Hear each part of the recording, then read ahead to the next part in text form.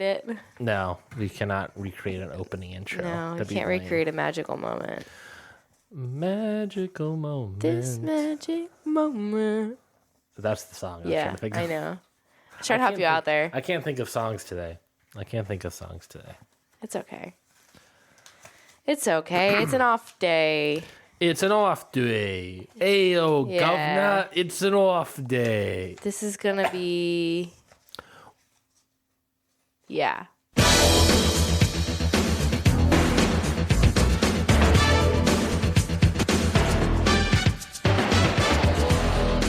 Welcome everybody to Scurvivor series. I am your host, Ryan Knightsey. With me as always, the lovely, the beautiful, the talented, the well slept, Jessie Dubiowski. Jessie, One of those things is a lie. It's three truths and a lie. Which one was it?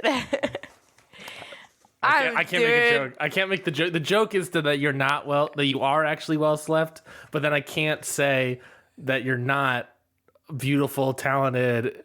You know, that would be too I dare rude. you. Right. As my husband, I triple dog dare you. Will you still be married to me? That's up in the air. That's up for debate. Depends on how mean you are. This is a trap if I've ever seen one. Yeah, I triple dog dare you. No. We're still recovering from our illnesses, but we have watched all up to Survivor, episode 10 and 11. That's what we'll be talking about today. We did on it, Scurvivor folks. series. We did it. We did it. We're caught up. Got me feeling it. We're like Ursher. Yeah.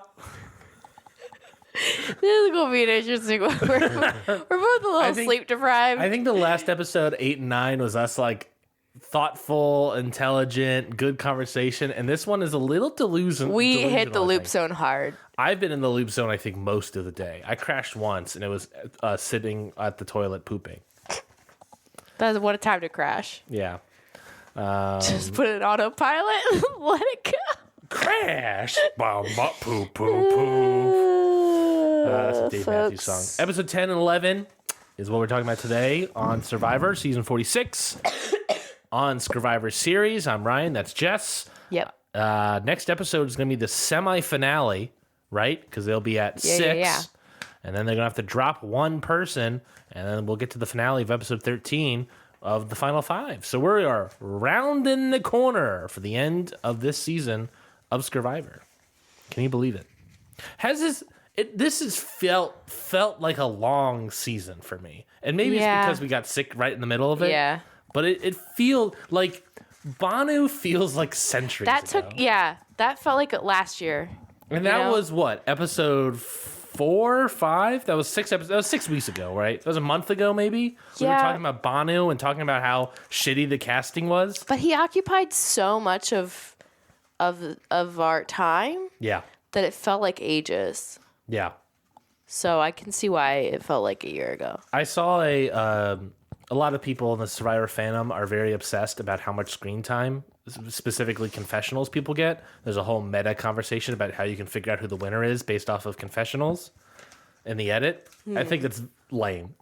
If you're into it, I think it's fun. If you're into it, I think it's fine. But like meta solving the winners and stuff, I get it. But like, I'm a nerd. I'm into stats and all this stuff. But like, I draw a line at ruining things for myself. Yeah. But who knows? But I did see that Banu had, on average, in however many episodes he survives, on average, I think it was like 8 minutes an episode of confessional time, which is, in comparison, Jessie, I think the next highest is like 5. Who's the next highest? Do you remember? I think like Kenzie, Q, Charlie all had 5-minute averages, roughly. That checks out. So yeah. So then Banu had 8. And I was like, Jesus Christ, this guy's all over the place. But yeah, Banu feels like a century ago. Like we talked about, there's a big discussion about like casting with I got papers now. I don't have my notebooks. I'm just ruffling a lot of papers. All I can hear is papers. I'm sorry. I'll pick them up later. There was a big like discussion at the beginning of the season a century ago about the casting this season. And now that we're past Banu and his whole thing, we're in this thing where like the cast basically entirely hates each other, and we have constant drama happening on screen constantly, which I think has made the season better and more interesting to me. I'm into the season, despite how chaotic and vibes being off for Ben it is. Well, like, the funny thing is we were complaining, I think, about like Siga and how it's so boring because they're just like, I love you guys. Yeah, they're just I chill. Love you. That's like it's like the Boyle family over there. I love you. I love you. Hi Ben. I love you. Hi Charlie. I love you for the day. Like, it was just so boring because it's like they don't do anything because they don't need to do anything because they can all just sit around and love each other. Yeah. Which is like, I mean, that's great for like the human aspect, but in terms of entertainment, I'm not entertained. Yeah, and I think give me some drama, give me some juicy gossip. It was nice to have give me a villain turn. Yeah. In this episode, these 2 episodes, I think we start setting up a lot of like the finales, obviously, but also a little bit more villain stuff from people. Yeah. Well, a lot more villain stuff, I should say. Honestly, I should say, because I just remembered what we're talking about today. Yeah. Everybody knows what we're talking about right now. Everybody's sitting there going, yeah, we know what you're talking about. You're talking about Liz's breakdown. Yes, we are. Yes, we're going to get to Liz. Let's start off. We got a lot to talk about, so we're going to keep it moving. Episode 10, Run the Red Light.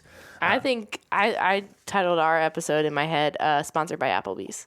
I don't know if we could post it like that, but that is a good title. It would be a good title. Just know that our episode is not in any way... Internally, it's sponsored. This episode of this podcast is not sponsored in any way by Applebees. When you're here, you're Applebee's. Episode 10... When you're family... You're Chili. You're Chili's. That's my favorite dad joke. You know that, right? One of my favorite dad jokes that I do. Which is... Would you like to explain it to the people? Which is very simply, I'm Chili and I'm Applebee's. It's my favorite dad jokes. Episode 10, Run the Red Light. Post Hunter vote. Liz is ticked off. Not the first time this episode. Well, it is the first time this episode. What am I saying? Because it seems she... not even seems. Because it looks like she voted for Ben. Tells everyone that why she was left out the vote. She doesn't understand. She feels dumb. Wait, who voted for Ben? Liz says that it seems she voted for Ben is what I wrote down. But let me look down at my post notes. Yes. Oh, okay. So I wrote down seems because you and I couldn't really decipher exactly what she was saying. But based on what she was saying, we know in the video that it showed us that Liz voted for Q ultimately, but there was the tie vote with one person voting for Ben. Based on what she's saying, it sounds like she was the one that voted for Ben, and she was left out the original vote. Am I remembering correctly that Hunter went to her and Venus to try and convince them to vote for Q? Or vote for Tiff, because Tiff was the other one. Well then, yeah. So she had to have known the names that were being thrown around anyway. Yes. Maybe she's disappointed that... I don't recall Ben at all being a name in any capacity. She votes for Ben, which, by the way, she ends up voting for Q. If she voted for Q correctly, Q would have gone home. Yeah. No one can get rid of this guy. He's like a fungus. Yeah. He's a fun guy, I'll tell you that much. Speaking about Q, Tiff wants Q out.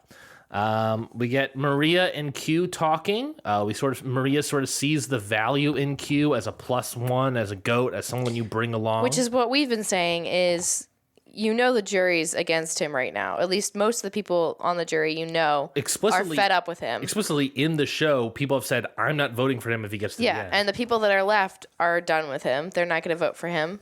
Mm-hmm.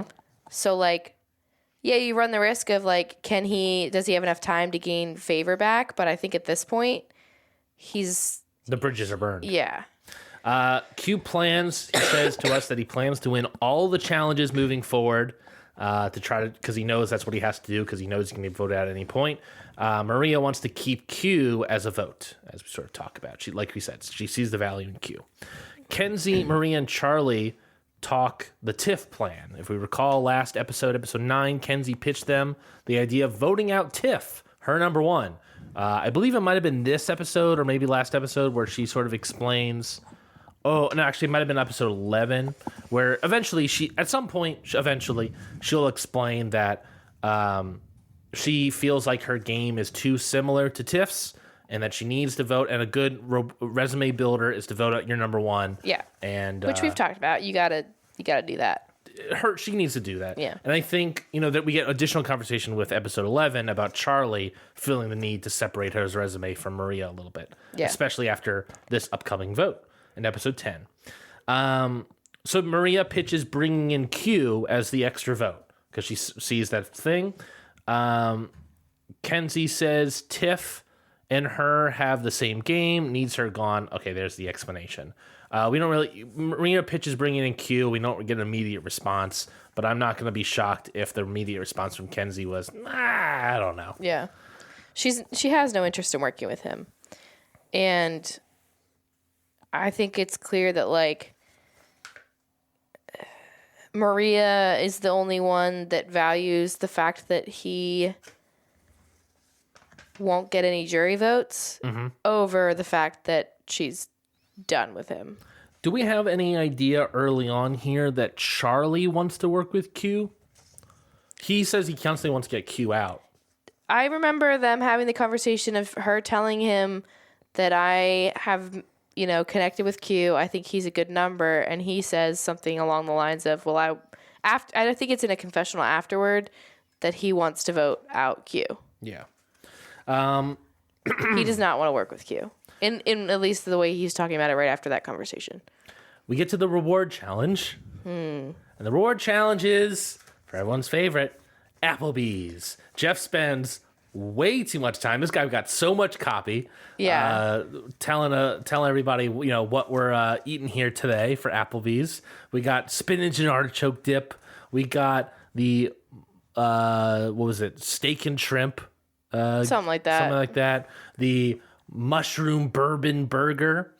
And Liz really wants to win. She's a fucking Applebee's commercial. She's getting a commercial. Unless Chili swims in yeah. there. Which they did tweet at her that we also have a mushroom bourbon burger and we think ours is better. Hit us up. Chili's tweeted that at her. Yeah. Liz is going to get an Applebee's commercial. I think she will. Yeah. She really wants to win. She explains that Wednesday night ritual with her daughter is they eat Applebee's and watch Survivor. That's a Wednesday night tradition. And that's the thing that the mushroom bourbon burger is the thing she gets every single time. Now, I don't quite remember what Liz's allergies are, but I do think it's kind of weird to me that, like, she can't have coconut or, like, chicken. I think she couldn't have, and, like, a bunch of different fruits and a bunch of different things. I think she can't have fish. I think she's allergic to a lot of fruits, if I'm remembering correctly. I think it was specific fish, but it was like a bunch. It was like pretty much everything. Yeah. But she can have a mushroom bourbon burger, which is like just the fastball down the middle of Liz's throat. Yeah. Which I find fascinating. Yeah. I find fascinating that she can do that. So she really wants to win, obviously. Also, there's the other aspect that because she's allergic to everything, she barely eats anything. Yeah. But so does everybody else, but her more so. The reward challenge, I should say, is that you have to race through obstacles, and race through some obstacles, then throw some sandbags through a tunnel, and get all the sandbags through a tunnel. Then you have to crawl under a net with one sandbag, and then hoop that bag on top of like this platform that's sitting in the air, right? Very quickly, Q is in the lead, Tiff is second. They battle at the hoops. Eventually, everyone brings it to them. And Q wins. Very simple. Liz challenge. almost got it on her first try with the hoop thing. Very at true. the very end, or was it a platform? Yeah, platform. Almost on her first try. That was probably her only shot. Yes. Like that was the closest she was ever gonna get. It was impressive. It was impressive. But yeah, it became down to like everyone was at the hoopage all at the same time, so all those leads don't really matter, which is fine. That's part of the game. Yeah. And they get time to like work out how to do it. Mm-hmm. Well, and also time, like if you nail it in the first 5 or whatever, then you beat everybody else. Yeah. You got there first. If you get there first, you have more tries, than everybody else potentially. which I imagine that probably statistically holds true. Hey, if you're a nerd, figure that out. Yeah. If you like stats, figure that out. Figure that out. Is more, do you have, I guess they edit a lot, so you don't really know. So anyways, Q wins, and he runs up to the podium like any football star does, where you're always running to the next bit, never walking. You never walk on the field. Runs up to the next bit. He decides he is allowed to pick somebody. So he picks Tiff. Mm-hmm. Someone that has openly argued with him in front of people at the jury, said that she wants Q out, but he picks Tiff because he says that kind of basically that this is an olive branch and he wants to reunite with Tiff a little bit. And Tiff accepts it. He then picks Maria. Maria is someone that has comforted him and, made him feel a little bit better and helped him and talked to him the night previously at the boat. She was the only person that reached out to him after the vote. So, there's some generosity he's giving to Maria. Then he has one more pick. Jeff really talks up Liz in this moment. She has never eaten, all these sort of things. Liz is like breaking down crying because she really wants it.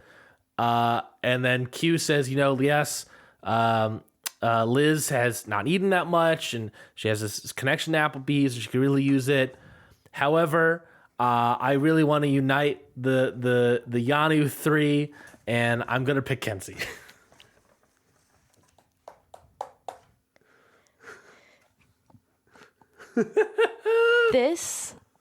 Okay, I have many thoughts on this. I know you do. From a lot of perspectives. Go right ahead, Beanie. We're going to start with Liz has turned her back, right? Yes. She's crestfallen. Right. And Jeff asked her how she's feeling.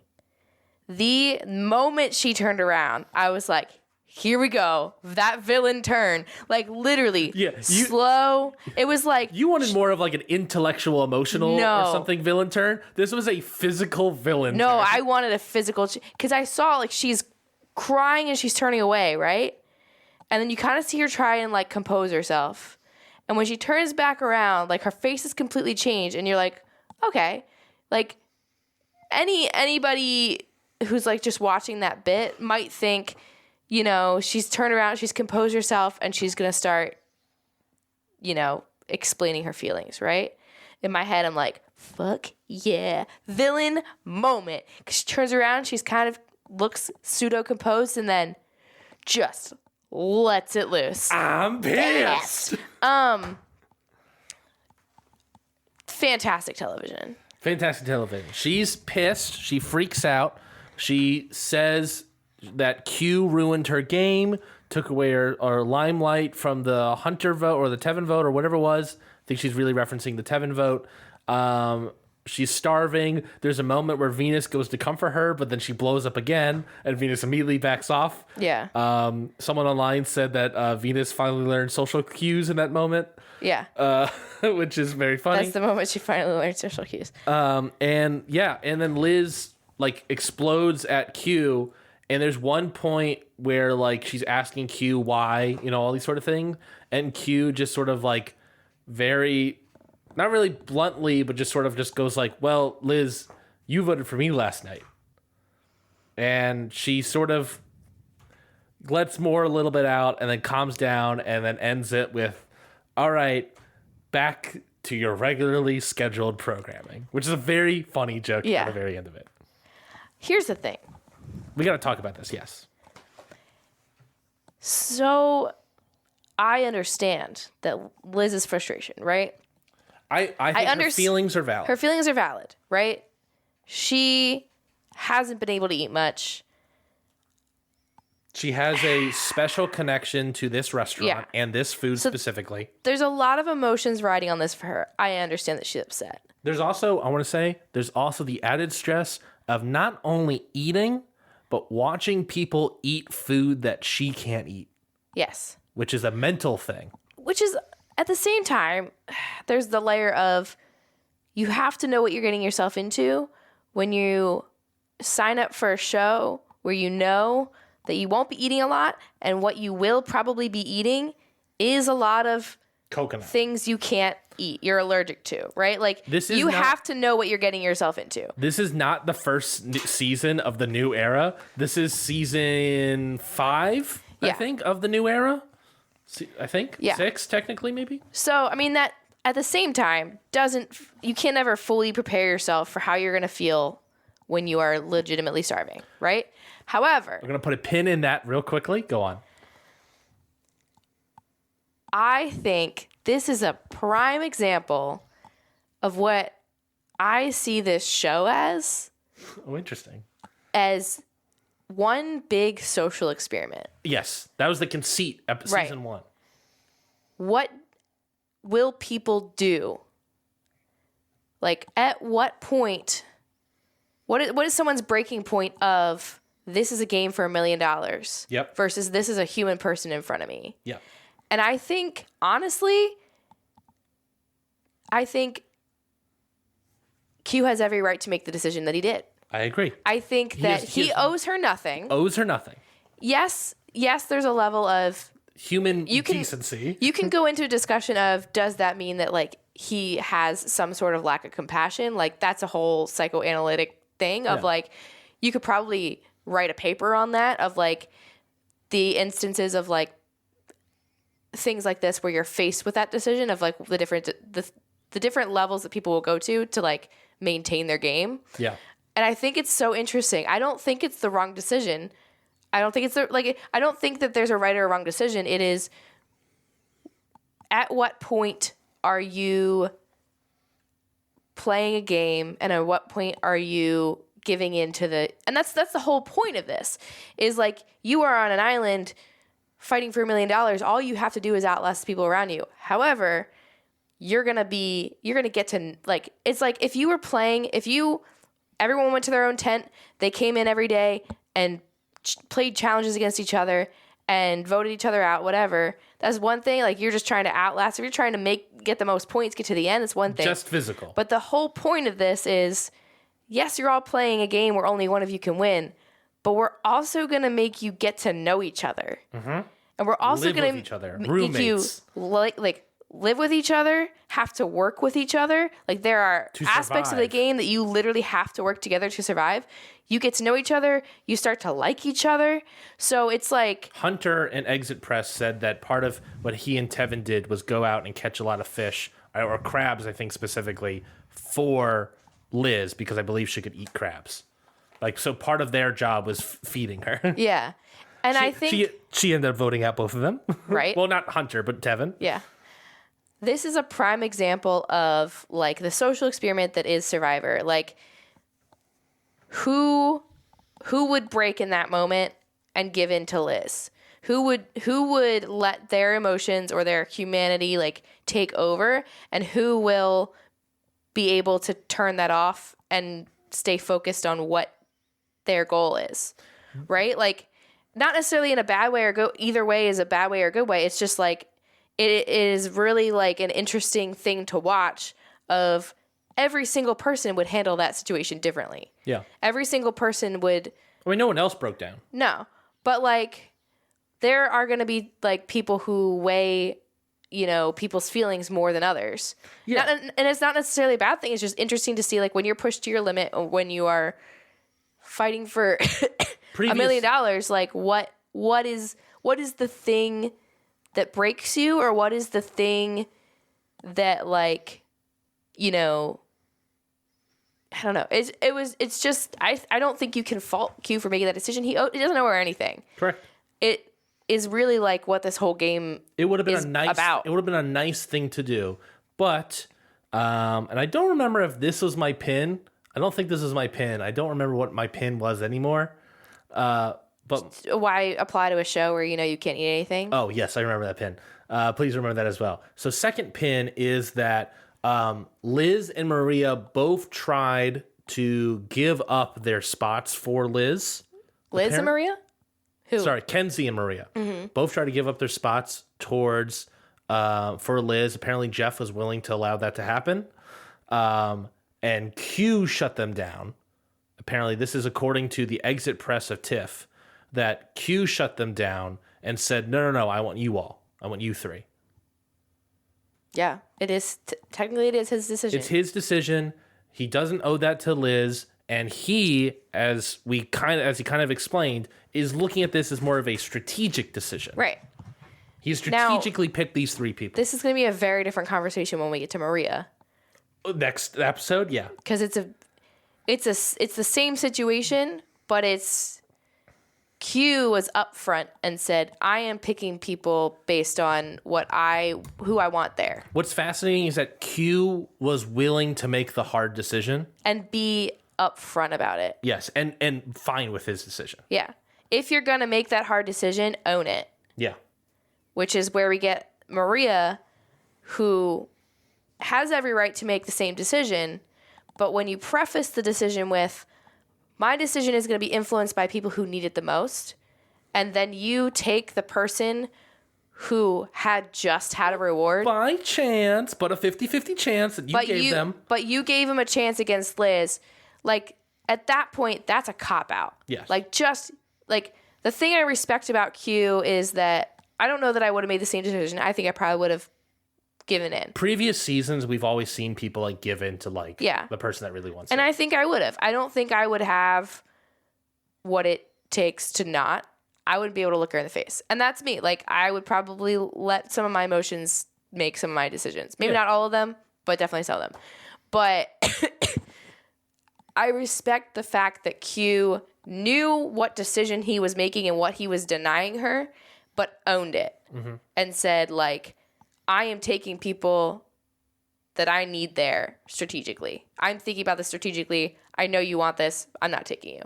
So I'm going to pull my pin out at the very top. So speaking of very top, at the very top of the show, they do all these entry interviews with all the cast members. Yeah. And in Liz's entrance interview, she said that she deals with a lot of allergies and has to deal with a lot of lack of eating because of a lot of her allergies and has to kind of work around it. And she kind of laughingly said, I can't wait to see all these other people have to go through not eating, break down, scream and cry about not being able to eat, where I'm just going to be sitting there laughing, being like, oh, this is my everyday. Yeah, and she's the only one so far that's broken down. Yeah. I think and you're it's right. Again, like, yeah, you feel what you feel. You are feeling, like, I'm not going to knock her for feeling upset because I understand that, like, that's a hard moment. That's a hard thing to take, especially when you are so hungry. You don't have as much, like, of a filter on your emotions, nor does she have to. I think the expectation that she set for herself in this game, I think, is unrealistic. Yeah, agreed. I'm not saying the expectation that she was hoping to win, but once she didn't win, you can't be, like, expecting to be right. picked. And I think that, like, again, I think she has every right to be upset. I don't think, I think also Q, though, had every right to make the decision he made. Now, there's several things I want to unpack. Number one, this is, as you said, broken down the social experiment of Survivor. This is, I think, ultimately, I don't know if they knew this was ever going to happen, but I think ultimately this is what the producers of Survivor want out of the new era. This is the ugliest and most bare bones human this show has gotten in the new era. Like we have not seen, like, this level of scrapping, yelling, and fighting and clawing and yelling at each other, this sort of thing, out of any other season. I think. Last season was a lot of love. Season before that were a lot of love as well. There was some hatred, like 42 with 40 or 43, whatever, with, like, Drea and Omer and all these other people. But, like, there was also, like, some heat in terms of the real world coming into the show as well. So it's like there's other things at play here. This is just the game itself taking a toll on people, and the lack of food and all this stuff. This probably happened in other seasons previously, sure, but, like, this is what they would want to see people get to that breaking point over a freaking mushroom bourbon burger sponsored by Applebees. When you're in the neighborhood, go to Applebees. Yeah. I mean, they want to see, like, what happens when you push people to their limit and then make them make decisions like this. Like, again, will they make a decision based on the people in front of them, or will they make a decision based on the goal that they have of getting $1 million? What is going to win out in each scenario? And some days the same person might make decisions based on the people, and some people make decisions based on the money. But like, and again, an intellectual decision that Q made of not picking Liz is she voted for me. Yeah, she wanted me out. Why am I going to reward? Yeah, them? And I think it's interesting. I think yes, Q does come off a little bit like a villain in the sense that, like, you know, how many people could stand there, watch that woman cry, and then still say no? Yeah. It should also be stated, Kenzie also voted for Q. I don't know if he knows that, though.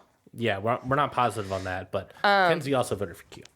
Yeah. But I think, again, like, she has every right to be upset. Yeah. But he also has every right to make the decision he made. Correct. Great television. Yeah. Another point I want to make.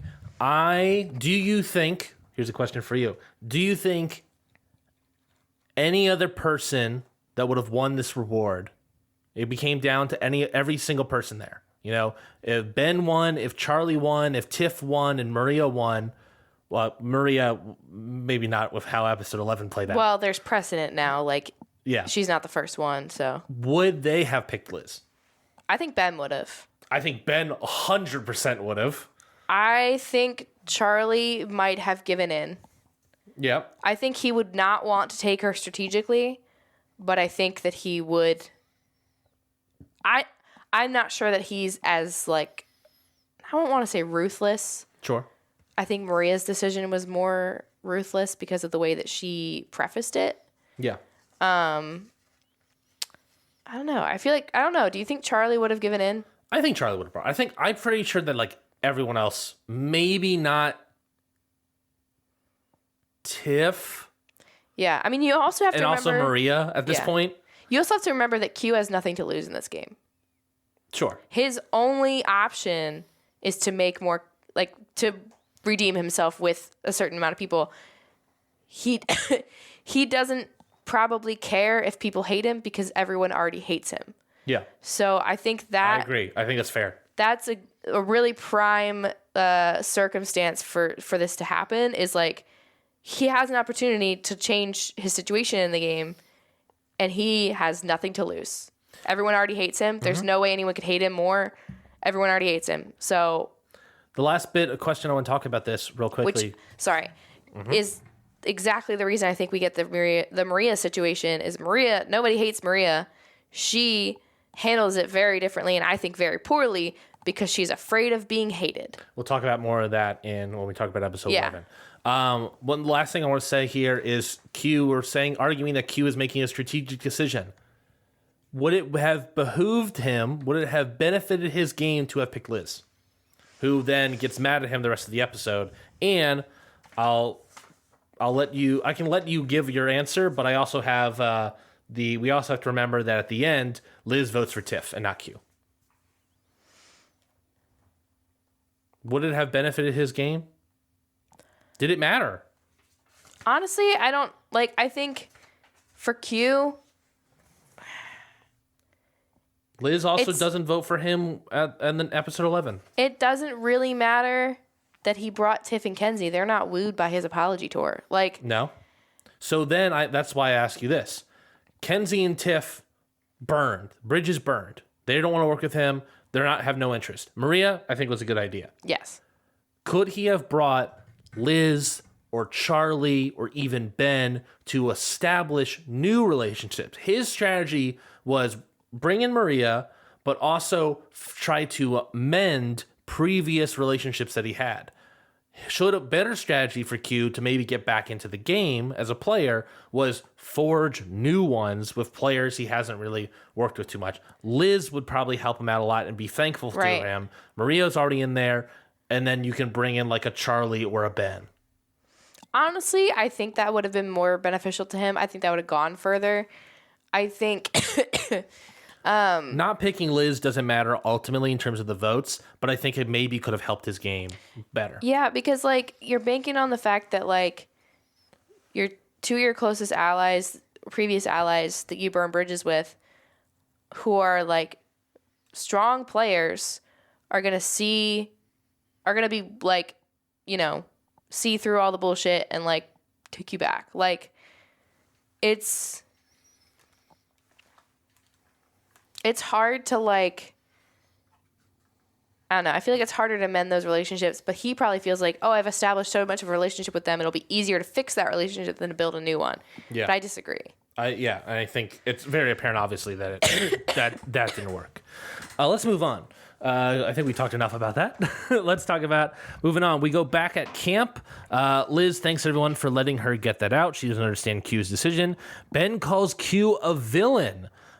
He's fully empathetic towards Liz. And he said basically that Tiff and Kenzie would be idiots to go back with Q. Which they both address that they're not. We go to the Applebees thing. Everyone's enjoying the food. Q feels bad but needs something to help his game. Quote, I don't owe Liz anything. Kenzie, though, is not interested in Q's wooing. She says in an interview, eventually Q leaves and goes on a walk, which I don't know why. If it was a strategic decision, why did he leave them alone? That didn't make any sense. Maybe he's hoping that Maria will talk to them. Possibly. And kind of convince them to trust him. That's a possible play. We also know that Tiff is like, yeah, I'm not buying any of this stuff either.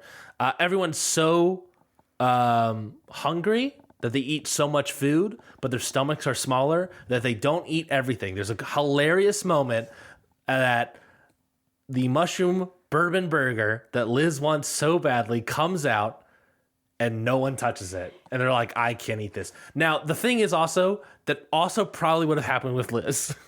Well, she probably would have waited for the burger. Possibly. Oh, yeah. I don't know what else she could have eaten of the other things, but yeah. Why in the fuck did they all tell her that? Yeah, that's a good point. That is a great point. Keep that shit to yourself. Honestly, I think I wrote down, I would be scared to be stuck on an island with Liz and a machete. Who was the machete? Was that Venus? That was Venus. No. Gem. That was Gem. Yeah. Yeah, I think that's fair.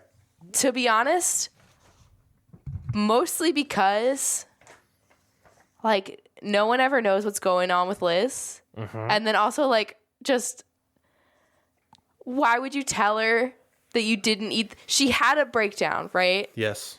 About this burger. And then you tell her you didn't eat it. Mm-hmm. Why? Mm-hmm. Why would you tell her? Yeah. I don't know. Liz has this 1,000-yard stare when they all return from Sanctuary. I think it's that stare that makes me like, I'm afraid to be on an island with Liz and a machete. Liz ultimately apologizes to Q for her outburst, but she says she doesn't mean it at all. And once Q out, Liz groans at the beach. That's very loudly to everybody. Oh, that was just Liz. She's just groaning. Q doesn't also accept her apology. Yeah. But these all happen individually. It's just like for show is the apology was for show, and everyone's like, oh, okay, whatever. Yeah. I love how like used to it Venus is that she's just like, what the fuck was that? Oh, that's just Liz. She's just groaning. Mm-hmm. Maria and Charlie talk. They discuss that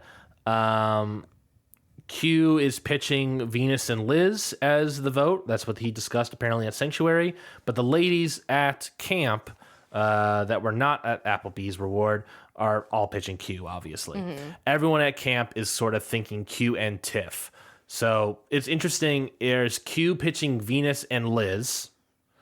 Maria is pitching Tiff. And then all the ladies are pitching Q. And you could argue that Charlie is between Q and Tiff. So that's sort of the dynamic here. If you want to talk about MVPs later, only one person is really pushing Tiff right now at this moment in the episode, and that's Maria. Yeah, because doesn't Kenzie give up? Oh, yeah. She's like, maybe not this time. Yeah, we'll talk about that in a moment. Yeah. We get to the immunity challenge. Basically, you have to hold a handle to hold 25% of your pre-game body weight in a bucket of sand, and if it drops, you're out. We get a rice negotiation. This time, Jeff said last time I asked for 4 people and/or 2 votes. The price is still the same, and there's less people, so it's a little bit pricier. Kenzie steps out. Then Jeff offers individual rice, maybe as a way to showcase that the show can feed people properly. I feel like they did this for Liz. I fully agree. Liz then steps out. Kenzie goes back in. After a lot of hesitation, Liz even like says, "Will anybody be mad at me if I do this?" And everyone's like, "No, please eat." No one wants to be around you if you don't eat. You're not you when you're hungry. Which I fucking hated that later they threw this back out as I can't believe you didn't pick Liz. But she has rice. What the? That is not the same. This is like a weird Band-Aid about the whole episode. They're like, oh, but she has rice. She's fine. Mm-hmm. That is not the same, guys. Yeah. You know it. I agree. You're just trying to make yourself feel better about being the way that you handled it with being uncool. The challenge takes place. Venus drops out immediately, followed by Ben. Venus starts manifesting Q, dropping the bucket. Later, Q and Kenzie drop Maria as well. We get a standoff between Tiff and Charlie, where Tiff is as stiff as a board and Charlie is a little bit struggling a little bit, which is sort of different, a sort of parallel difference between Hunter and Charlie in the last challenge, where Hunter's struggling and Charlie looks fine. But then Tiff sort of changes her position, sort of drops to match Charlie. Well, I was wondering why and she drops immediately. Charlie wins the challenge. Let me finish my sentence, woman. Charlie wins again. Tiff goes out. You go right ahead, lovely. Well, so my thought is when Jeff was saying something and Charlie was like, I'm trying to match her. Did she then change her positioning to match Charlie? What you were doing was working. Yeah. Don't do that, because as soon as she moved, she dropped it. Yeah. I don't know. I was really pulling for Tiff. I didn't want to lose another player. I also really wanted Tiff to make it further. Yeah. This moment is the end of Tiff's game. Yeah. She doesn't know it yet. But that's it. Yeah. Charlie also lets known that he's been training his grip strength for 2 years because he knows how important having a good grip is. So he has a good grip in reality, I think it's fair to say about Charlie. Is that a Taylor Swift song? I have no idea. Tiff still wants Q gone. She plans to not use her idol to save herself, obviously, because it seems very obvious that's going to be Q. Maria and Kenzie talk Tiff. Kenzie is unsure. She's got cold feet. She's not really sure. We get this nice little moment. Maria says, I don't know if I'm going to get an opportunity to do this again. Kenzie might be out, but, maybe I should run the red light. Maria and Q talk about getting Tiff. Says Maria pitches Tiff to Ben. Ben says, that's what I wrote down. Ben says that the idol is more dangerous than Q. You and I have been talking for quite a while that Q is not really a threat. Ben thinks the idol is more of a threat than Q. I find that very fascinating, honestly. Very, very fascinating. Yeah, I mean, I agree. What do you think? So it becomes a theme of this episode and episode 11 where everyone's saying that Q is a threat. Why? I think because he has this mentality that he's running the game, and he did for a while. Mm-hmm. And I think it's in the next episode we get a glimpse into that of the man is running from behind. Yeah, he's the bottom, and everyone's vote him out. He says he comes back to Charlie after the reward and says, yeah, the real plan is Venus. He says, people are like, oh, they're putting your name out. He goes, that's not happening. The real plan is Venus. That's the real plan. Okay. You are 3 people, right? The real plan is whichever plan works. Your plan may be that, but that's not the plan, mm-hmm. right? This is the idea that if Q decides it's everyone's plan. It's this weird, egocentric version of this game, which in a way... There's big egos this season. Is the point is that ultimately the only game that works is the one that wins, uh-huh. right? And you are looking out for your own game, but the way that he approaches it is I'm playing my game, but my game has to be everyone else's game. Sure. And people don't like that. Yeah. And I think they have latched onto that. and latched on to like this. There was a time when he was running the game. He still talks like he's running the game. You know, people want to distance themselves from him because they want to play their own game and they want to make their own decisions. And I think that's why they see him as a threat, because what he does can overshadow their moves. Yeah. And I think, as Liz has stated already. Yeah. I think really that's the threat level he has. I don't think his threat level is exclusively he will win. I think his threat level is he is doing things and causing chaos that overshadows moves that we are trying to make to win this game. I think it's just, if you want to put it in more simple terms, him being chaos makes him unpredictable, and it's hard to work with a person that's unpredictable. He's a barrier. Yeah. He's a huge barrier for most people's games. And I think Venus has that a little bit as well, but I think Q is more forward, as he always is with everything, about that chaos. Yeah. I think that's really the threat that he poses, is a barrier and like a distraction from everyone else playing the game. Ben, Maria, and Charlie are all on board. Maria really driving the votes here of voting out Tiff, but they need one extra person along with Q. Obviously, Q would be on their side. They need one extra person to have the majority. And they obviously can't bring in Tiff. They're actively not bringing Kenzie because she has cold feet. So they said it comes down to either Venus or Liz. They put Liz in the power position. An insane move. Now, Q kind of mentions this in a fight in the Tribal Council of episode 11. They're a good pairing. It worked out well for us. There's a good pairing of episodes here. Yeah. Where he says that you can't give any names to Venus because she will immediately turn around and tell everybody else. Which is probably one of the reasons why they were like, well, we can't go to Liz because she's probably super mad at Q and wants him out. Well, we can't go to Venus because she would blow up our plan. And she would probably tell Kenzie. And or either tell Kenzie or straight up tell Tiff. Yeah. And to try to use that to her advantage. She is a blabbermouth. So they're like, well, we're going to pitch it to Liz. Yeah. So Maria pitches Tiff to Liz. I wrote down, like you said, Liz is in the power position.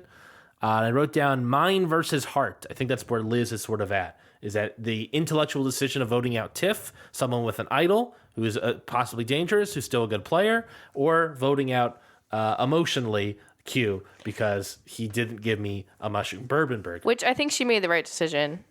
And I'm sure that was a hard decision for her.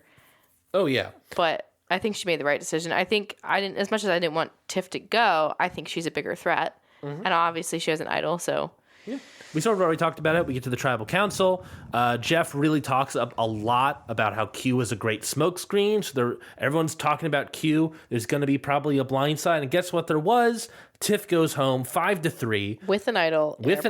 In her pocket. Tiff gets votes from Q, Maria, Charlie, Ben, and Liz. Q gets votes from Venus, Kenzie, and Tiff. So Venus and Kenzie on the wrong side of the vote here. And that's episode 10 of Scurvivor. Yeah. Good episode, good blind side. They set up the votes really well, where it was like a vote from Q, a vote from Tiff, a vote from Q, a vote for Q, a vote for Tiff. And then that moment, Tiff's like, huh? Excuse me? And then Tiff gets like 4 more votes, and then she's out. So I think that was a good setup by everybody. So, yeah, I thought that was a good episode. I think there's not much of a discussion here, so let's real quickly say on 3 who our MVP is going to be. 1, 2, 3. Maria. Why? She drove Tiff. I laid it out at the beginning. She's the only real person that wanted Tiff at one point. She gets Charlie on board, her number 1. She gets Ben on board, and Ben agrees. She obviously brings in Q and sees him as a thing earlier in the episode. And then she makes the right call, or whoever ultimately decided to go with Liz, and she's the one that pitches it to Liz. Yeah. It's undoubtedly Maria's episode. Yeah. So, a lot of points for Maria here. Yeah, which means, points for Jerry, but that's fine. That's fine. She deserves them. She has a good last 3. Should we get into points? Let us get into points as I clear the board for all of us. Okay, we'll start with Ryan's team. You have Q with 13 points. You won individual reward, and he survived the week. Venus with 3 points. Oof. Survived the week, and individual. No, Survive the Week. I had just Survive the Week. Why did I have 26? 16. That's 16 points. I can't do math. Yeah. Okay. So you have 16 points for the week. My team, with starting with Ben, Survive the Week for 3 points. Kenzie, chosen for a reward, Survive the Week for 8 points. And Tiff, who was chosen for a reward, torch snuff due to blindside, and voted out with an idol for 25 points. That leaves me with 36. And then we have Jerry's team. Tiff, by the way, for getting a lot of points for you and getting yeah, I mean, do I get more points if she played the idol? Successfully played an idol, I think maybe 15. So yes, you would have gotten more points. If I'm not mistaken, you got more points. Yeah. Sorry. Okay, so Jerry's team with Maria, or no. Wow. Okay, sorry. I'm all over. I'm looking at 2 different episodes at the same time. It's really hard. Okay, Charlie with 18 points, 1 individual immunity, and Survive the Week. A lot of points from Charlie. Liz with 18 points, said a curse word, shouted at another player. That's her first one in the new era, I think. I don't remember a single other moment. Like I said, I don't remember a single other moment where another player has shouted at another player. Yeah, I think that's the first one, and at least since I've been watching. Cried on camera and Survived the Week for 18 points. And Maria got 8 points for chosen for award, Survived the Week, but an extra 10 for being both of our MVPs, which gives her a total of 54 points for this episode. Good job, Jerry. How many points did Maria get? Maria got 18. Total with the bonus points. Perfect. Okay, I realized also I was unmuted when I last said that last thing. I don't remember a single moment in previous seasons where someone screamed at another player like that. Yeah, it's been a season. So yes, Tiff is gone from your team now, which obviously stinks for you. Your team is now Kenzie and Ben. I have Venus and Q. And Jerry has Charlie, Maria, and Liz. And funny enough, Jerry, 18 points from all 3 of her players. Yeah. Because of that MVP win with Maria from us. So that brings us to 36 points from Jessie, 16 points from Ryan, 54 points from Jerry. Jerry obviously won this episode. Jerry's doing a good little streak here. And I'll talk about totals and averages when we finish talking about episode 11. And to that point, let us talk about episode 11. Why don't we? Unless you had any other thoughts about episode 10. No. Perfect. Let's get to episode 11. My messy, sweet little friend. Post-Tiff vote, there's talk about, this is the final 7. Kenzie's upset because she was left out of a vote. This was her idea, and she lost the credit. 2 episodes ago. Well, she gave up on the idea. 2 episodes ago, she pitched this to Maria. An episode later, she's like, I don't know if we want to do this idea anymore. Maria capitalized it, drove those votes, got an MVP win from us. Good for her. And now she lost the credit. She was looking at this as a resume builder, and she says that she got blindsided too. She was looking at this whole thing as a resume builder, and now she doesn't have it. Now what does she have? I don't know. Nothing. Not much, honestly. Charlie chooses to confront Kenzie. Charlie says it was fully Maria's move, not Charlie's, which I wrote down in all caps, smart. Yeah, he's planting the seeds of voting out Maria. All episode, he's planting this idea of, oh, this was Maria's move. And he even says that, like, I went with it, but, like, I wanted Q out and all this sort of stuff. But realistically speaking, this is fully, like, this is Maria. I want to ensure this idea of this is all the heat. So I'm starting to build up the heat on Maria without her noticing it. I also noted here that Q was at camp with everybody. I don't know if he slept with them, but he doesn't immediately go to the boat and just sleep there and chill by himself. Mm-hmm. He's sitting at the fire with everyone talking about, like, Final 5 stuff. Just putting that out there. Yeah. He's back in the club. Maria has allowed him back out of the doghouse. He's Maria's +1. Yes. Maria has gotten him out of the boathouse. So Maria is happy about the tribal, obviously, kind of pitches Kenzie or Venus next. Venus and Kenzie talk to each other. Venus says to bide your time to Kenzie. Venus wants to break up the Siga 3 of Charlie, Ben, and Maria. Next morning, Q, Kenzie, Maria talk about idol hunting. Q starts looking, which creates a domino effect for everyone. Except for Liz. I was like, I wrote down, is Liz not idol hunting? And then like one shot later, nope, she's sleeping. We cut to her sleeping at camp. Now, again, it's these sort of things where you feel bad for Liz about the food, but it's also like, Liz, this is not the first time we've seen her not idol hunting before. Yeah, I don't think I've ever seen her actually idol hunting. I think the only time she participated, I think she just followed people around. I would love if she gets to the final 3 and she says that was all intentional. It's like, I didn't need an idol. Idols are dangerous. Why look for an idol? And I'm like, girl, you're right.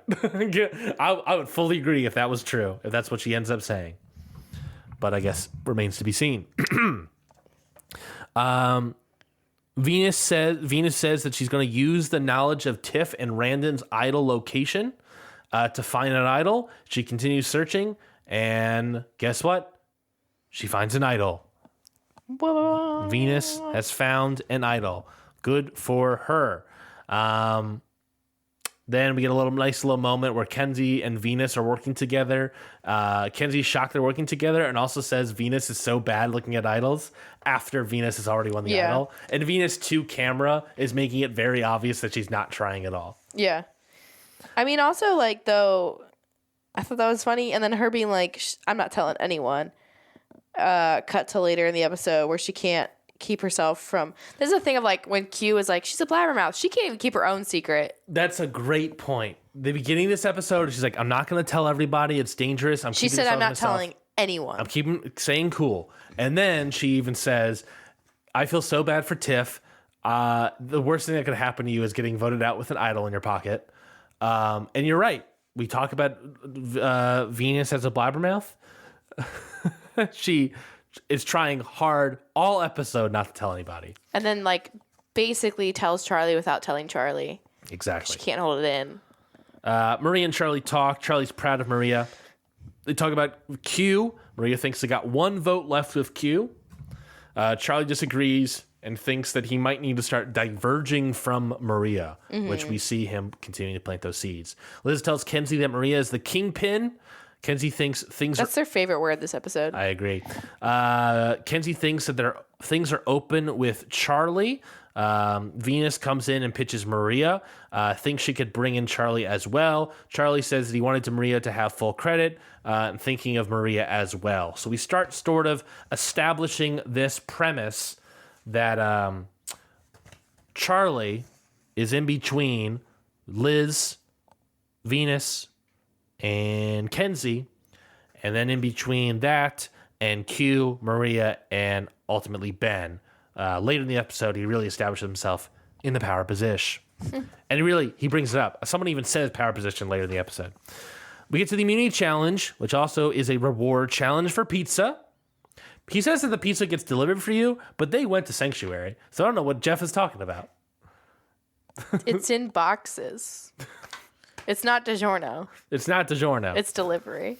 So basically, you have to balance a ball on a pole, go through some obstacles. You have to erect a longer pole, maneuver more through some obstacles, maneuver through and then you have to use your pole to maneuver a ball through the snake maze.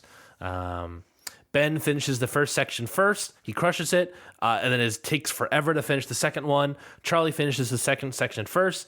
Maria finishes the first half of the maze first. Venus is inches away, but fails. Maria ultimately gets the win. So again, like we said, a lot of the women and a lot of people are thinking Maria. Even Charlie's thinking Maria, but now Maria is safe. Yeah.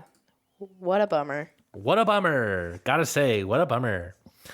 So then we get to the reward part of this. We've already kind of established this idea where she has to pick.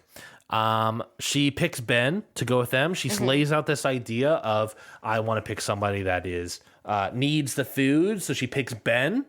Yeah. Not Liz. Not anybody. Not Venus. Well, to be fair, Ben also I don't think Well, no, Ben's been chosen for a reward. I believe he has. So he has. Never mind. I don't know if Venus has ever been chosen for a reward. And I don't even know if Liz has ever been chosen for a reward. I don't think Liz has. I don't know if Ben has been chosen for a reward, but I believe he was around for the merge feast. I believe he was on the winning tribe that had the merge food. I don't know if he's picked a reward since then, but I know for a fact that Liz and Venus weren't at those merge things. So, episode 7, it says Venus won group reward. Episode 7? Yeah. Okay. Then I'll take your word for that. I don't remember what that is. Episode 6, Ben won group reward. That might have been... Episode 6 might have been the I believe episode 6 one? was the merge. I believe. Yeah. So then Liz has never won a reward. Right. Yeah. So yeah, we talked about this already. Maria sets up this concept of we need to give it to the people that have not eaten too much. So she picks Ben, someone that I guess, sure, yeah, he's upset. He's happy about this. And then she can't decide. She sits there for a very long time. Jeff even comments that, like, this is the longest I've ever seen someone decide on a reward. She then has Q, Liz, and Venus pitch to her why I should bring you on the reward.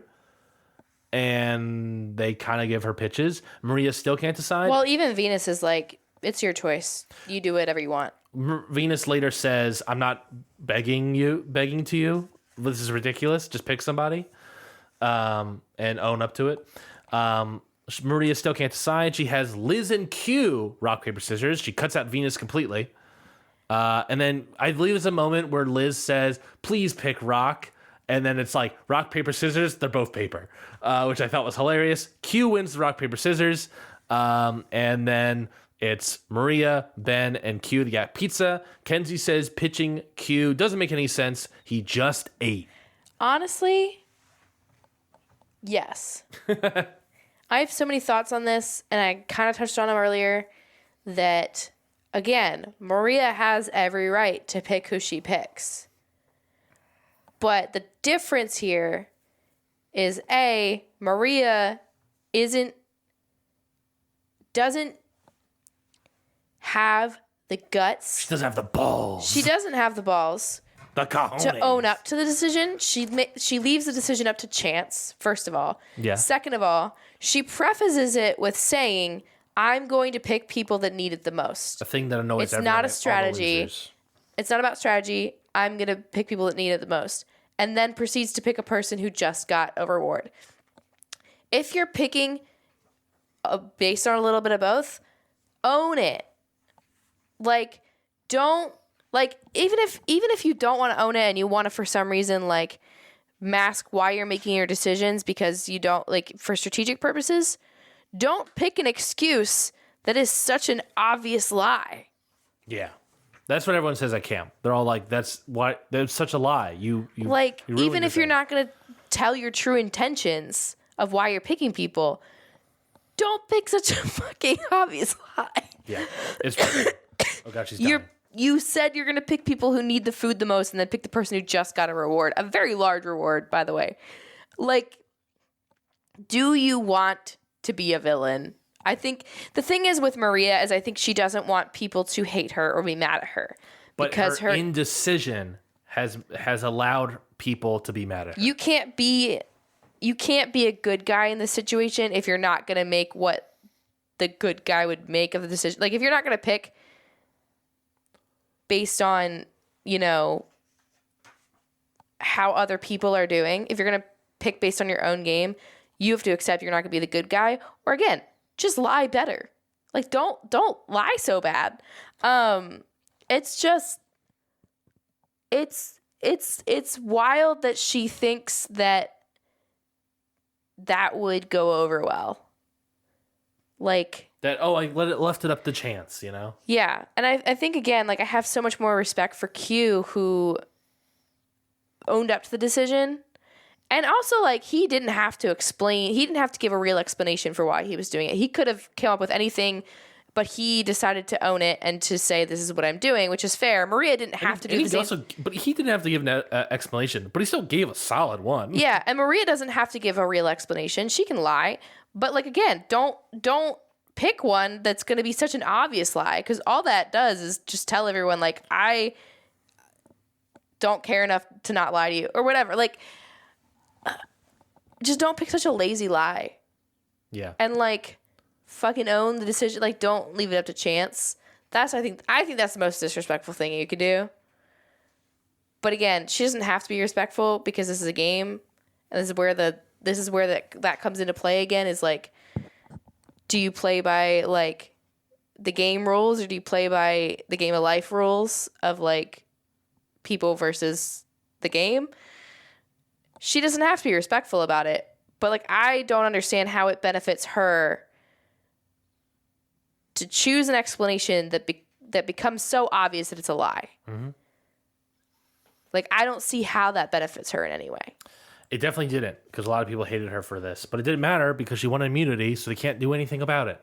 Q even admits that he shouldn't have gone reward, but he doesn't feel guilty about it. Of course, why would you? Well, yeah. If I was Q, of course I'm not going to feel guilty about it. At reward, Q pitches Venus. He's the first one to pitch Venus. Because, and his reasoning is, she almost won immunity. Also, keep in mind, he pitched Venus last episode. Venus is someone that he has been wanting to get out for a little bit now. So this is who Q wants to get out. And he's the one that pitches Venus. So the pizza winners come back. Q pitches Venus to Charlie. Charlie does want to hide in a vote. He's like, yeah, I don't want any heat on me, so he wants to keep it quiet. So he wants to hide in a vote. He doesn't know what his vote's going to be. Is it going to be Venus? Is it going to be Q? But he also wants to hide in the vote no matter what. Maria apologizes.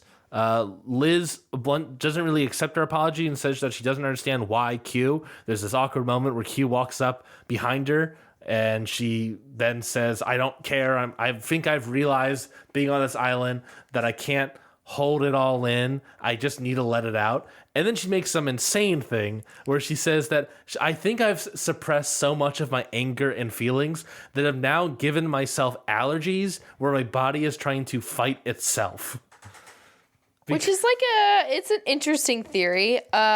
We were talking at the beginning of the show about like some of the things that we're dealing with health-wise, like are caused by stress and internalizing stress, and like I'm having trouble sleeping because I'm stressed. I don't know. It's not batch. Can you like? I think that there's a validity to some of like. I'm not a scientist. I'm not a nutritionist. I'm not a doctor. I don't know.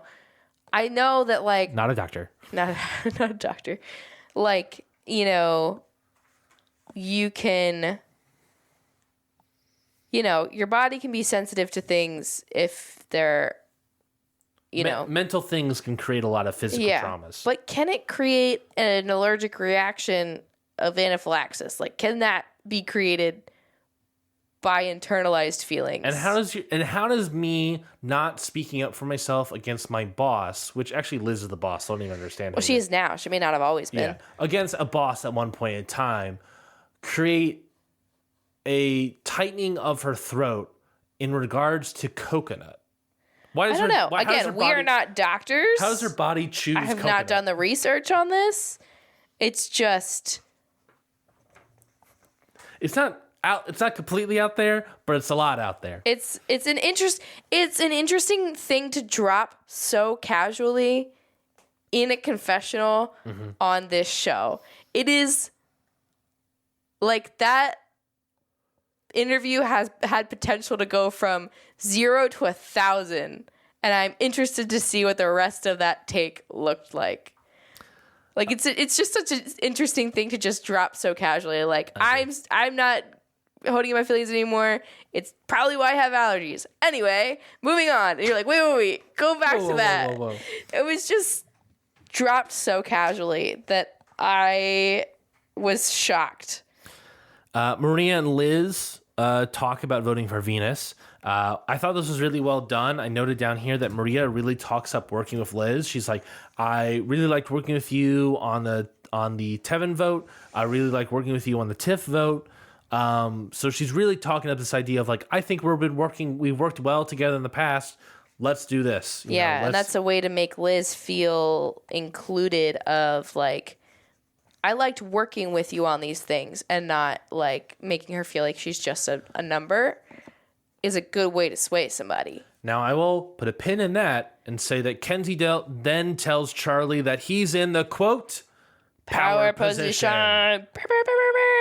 However, I don't think he's in the power position. Ultimately, how it plays out, he's definitely not in the power position, because right before that, as we just saw, Maria, who, if she counts Charlie, has the majority, doesn't need to bring in Liz at all, decides to bring in Liz. Charlie's not actually in the power position. Maria, who has Q and Ben on her side, brings in Liz. She already, if she really trusted Charlie here, she would just bring in Charlie. That's a 4-3 vote. They get out Venus, but she brings in Liz. As the backup in case Charlie is in that. So Charlie, Kenzie believes he's in the power position. Charlie believes he's in the power position, but Maria is so good at what she does that she doesn't even need Charlie anymore because she brings in Liz. Yeah. She has taken the power position away from Charlie. Fantastic gameplay. Venus basically so we get this scene where Venus basically tells Charlie that he's pretty much safe next vote, that she possibly has something. Charlie reads into it and he's like, what are you talking about? Why don't you just tell me? I thought we trust each other. And he starts getting confused why he's being stonewalled at this vote. Venus is really selling this idea of like, I'll tell you after this vote. And she's like, yeah, I'm not going to tell him now. I'll tell him later. So she's really trying not to tell him, but she really can't. And she's really trying to let him know that she's got something. But we don't know what it is at all. It's like, if you're not going to tell him, why bring it up? I agree. Now, you're not creating like trust or confidence there. You're just making him a little more nervous. Mm-hmm. I don't see how that benefited her. It definitely didn't. It probably swayed Charlie to vote out Venus. Yeah. Now, I will say this. Given how people have treated others with idols as a big old threat, we should vote them out. Would it have benefited Venus to have told Charlie that she has the idol in this moment? Or would they have voted her out anyways? Or do you think I don't know. Venus I think up until that point, I don't think he was leaning toward Venus. I think they still had a solid group of people that were willing to vote out Q. Mm-hmm. I think part of it was Charlie shifting after talking to Maria or talking to Venus, because then he goes and he talks to the others. Like, this is what happened with Venus. That was really shady. Yes, Ben calls Venus a poser, which I just wanted to note because poser. He loves that. Charlie tells Ben about her, quote, thing. Ben wants Venus out because she ruins the vibes. I said this to you off mic, that Ben's whole dealio is that he's a vibes guy, and he really just wants to live back on the island life that was pre-merge, because he's hated every day since the merge. I can know that just looking at the man. And again, he doesn't like the vibes that she's creating, so he wants her gone. Yeah, I could see how that interaction swayed people who are on the fence. Mm-hmm. I think either you don't tell Charlie anything and you just keep working the Q angle, or you have to tell him. Yeah. But then if you tell him, you have to play it. Yeah. Because I don't think that she could pull off I'm not going to play it. I'm going to let her think I'm playing it and not play it, because look what happened to Tiff. Exactly. Charlie and Kenzie talk. Kenzie wants Q. She thinks the boys are being babies about Q. Charlie's concerned that working with Maria Maria/Q would taint his image, and he doesn't want to burn bridges. And we get to Tribal. The cushion returns and Twizzlers. Jeff gives the 7 Twizzler, which is very funny. We get some pizza talk. Venus calls Maria's pick a farce. Q and Venus have this back and forth. Liz says she's been very vocal about Q. Liz didn't like the pizza pick either. I think, yeah, and I think Maria trying to like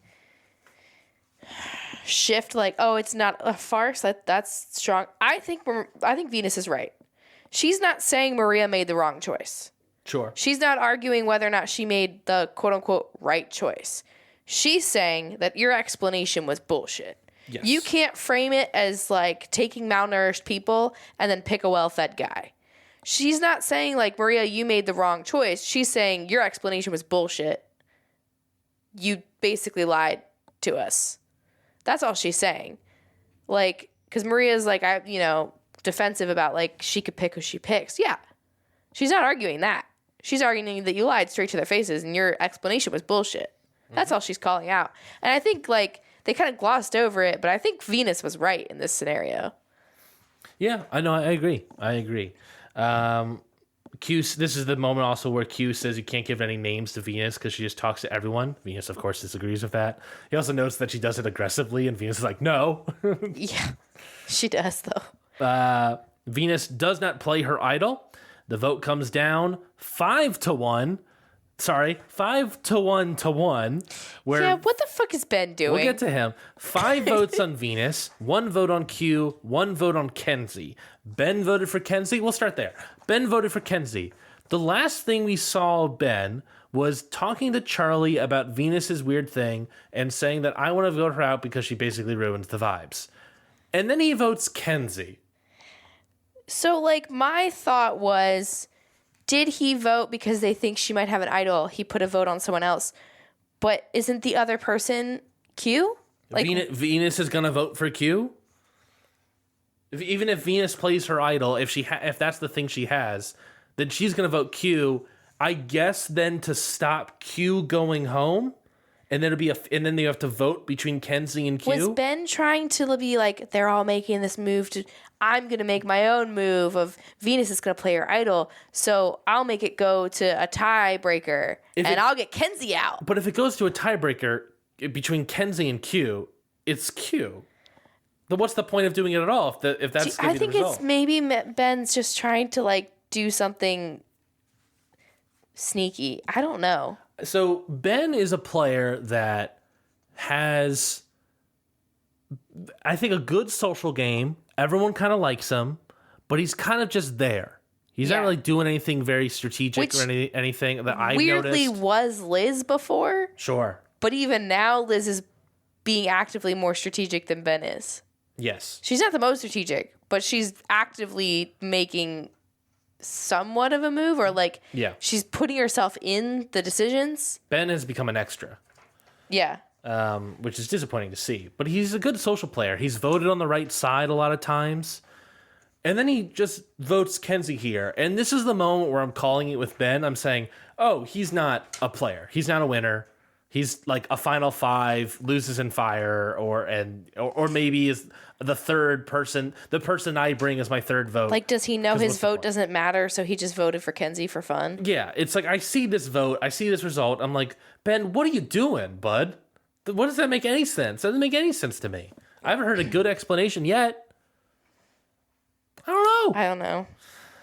And then, of course, you get Venus voting for Q. And like Venice. Sorry. Venus votes for Q. Venice. And Venice gets 5 votes. Here we get the result of Q, Maria, Liz. Maria successfully pulls in Liz, so that Charlie's vote on Venice does not quite matter as much. So to that extent, Jess, by Maria bringing in Liz, it has actually helped Charlie not burn any bridges because everyone else also voted with Charlie. Which I think is like... He made the right call. Yeah, part of the reason he went with Q, or with Venus over Q, is like, now is not the time for him to break away from Maria. He wants her to run another vote because they can't go for Maria, right? And there's this idea of like people... I think in this... The rumblings of...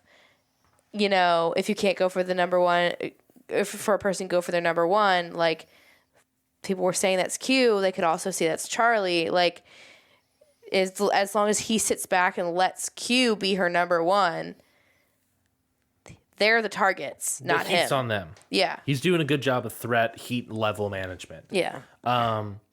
But that could go too far into the point where like he's no longer making any decisions or making any moves. He has to find the right balance of letting them take the heat versus actually being active in the game and what's happening. I didn't say this, but also Kenzie votes for Venus. The last time we see Kenzie is she saying that that she wants to get out Q and that the boys are being babies of voting out Q. She then votes out Venus. She probably realized she didn't have the numbers because Liz and Charlie probably flipped. And she was probably like, I don't have the numbers. It's just me and Venus. There's no point. There's no point. Let me just vote her out. I do also like the alternate take, which is Kenzie getting cold feet again.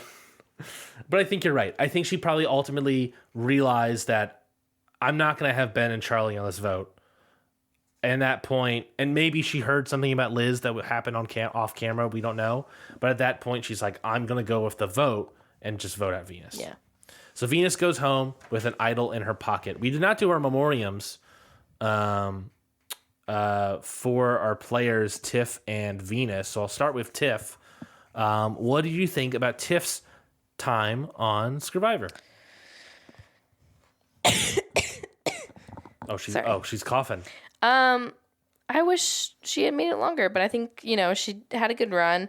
I think it was foolish of her to think she could get away with 2 tribals without playing her idol. Agreed. I think the first one was a great defensive move. I think the second one, she had to have known that, her name would be brought up. I think she played a good strategic game, and I think she was fairly decent at social, fairly decent at physical. I think the first downfall for Tiff in a weird way is I think of everybody, she's either 1 or 2, she's top 2, I think, of most distracted by Q's bomb, by the Q bomb at Tribal. She really hated it, and she just wanted Q out the entire time. Granted, she voted out other people in that process, voted a Hunter or whatever. But she wanted Q gone. Yeah. I think she was greatly affected by that. Yeah. I think that really blew up her spot. Q made the block hot. And Tiff just got super focused on that. And she still got Hunter out and everything, but I think she kind of got distracted by the whole thing. Which I don't blame her, but it's one of those things.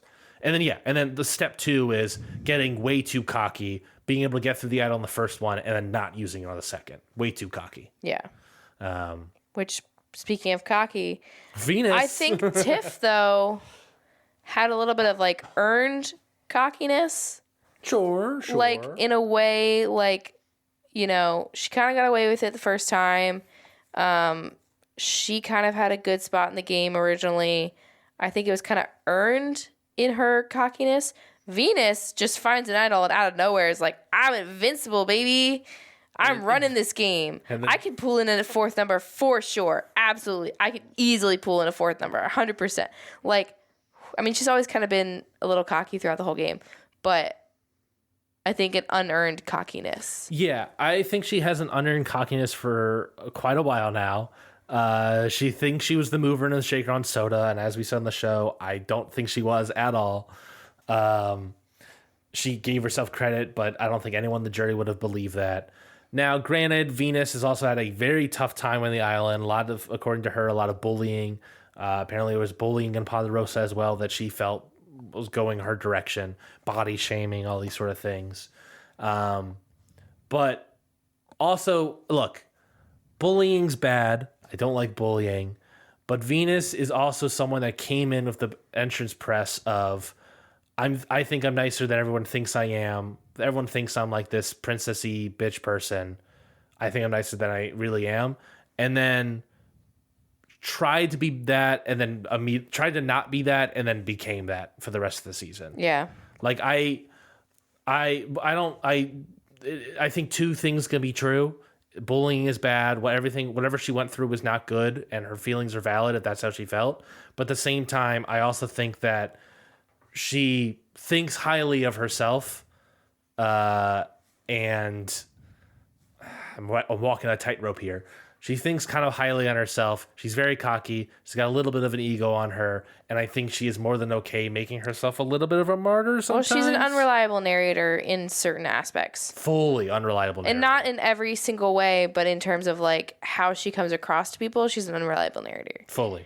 That doesn't change like how what people have said to her or said about her affects her. Like that doesn't change that. Agreed. But in terms of like how she comes across to people, she's not the most reliable in like being objective about that.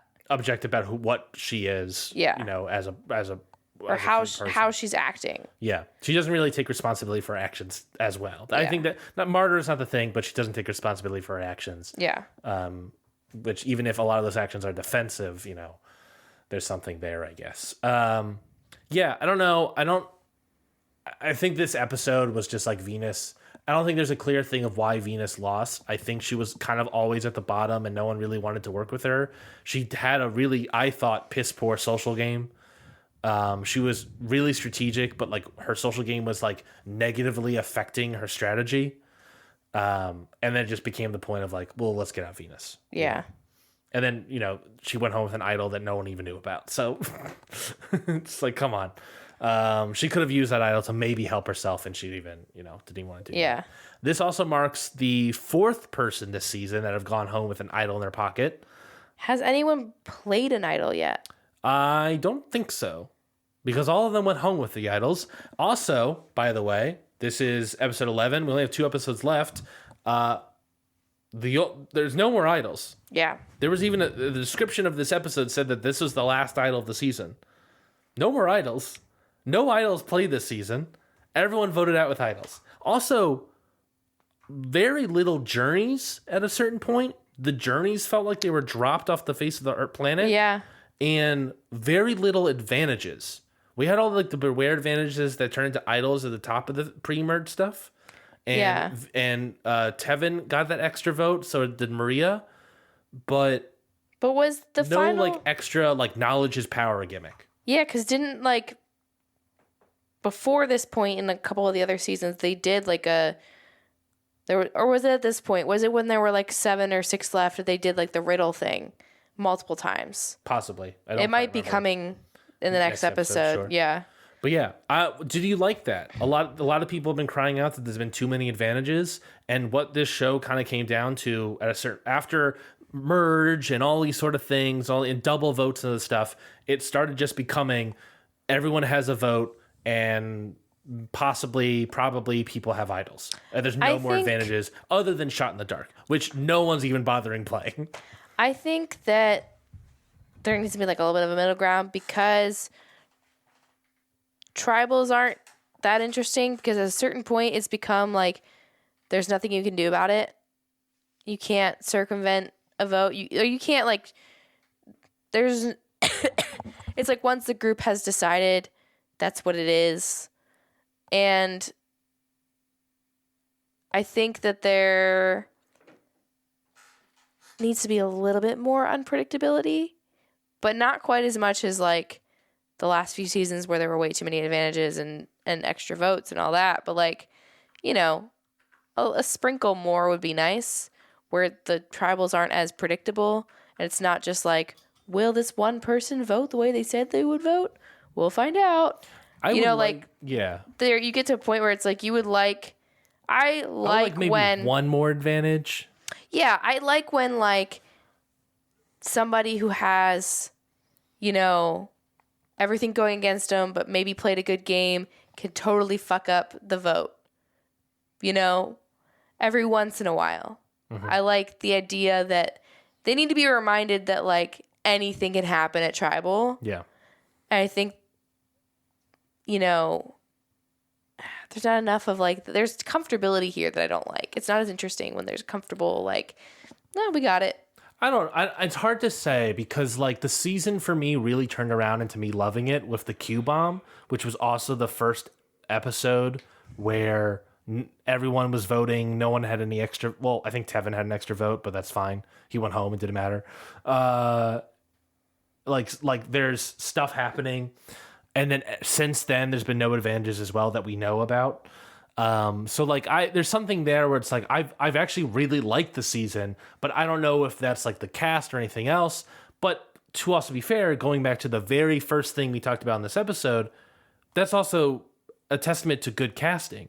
With a good cast, with this, how the season turned out and how it sort of exploded into all this chaos, there's really been no need fully for advantages because these guys are creating their own total nonstop drama for the entire episode. That's fair. We don't need to mix it up with more advantages. What we're getting, I think, works. Yeah, I guess that's fair. But at the same time, 3 seasons from now, do I want 3 seasons of total chaos? Part of me does. Part of me does, but we'll see. But I also don't want the same all the time. Yeah. So mixing it up with advantages could also be a nice, fresh, good breath of fresh air. True. MVPs. This is a tough one. I don't really think there's anyone too specific. But I do have one person in mind. I don't know if you have one person in mind. I think we already kind of talked about it beforehand also as well. So should we say it at the same time? 3, 2, 1. Maria. You couldn't see it, but I was nodding before I was asking all those questions. I'm just, yep. Maria, not as strong as an MVP win as the last one, but still like a clear amount of movement from her. Yeah. I think Q's the other MVP person. He's the one that pitched Venus.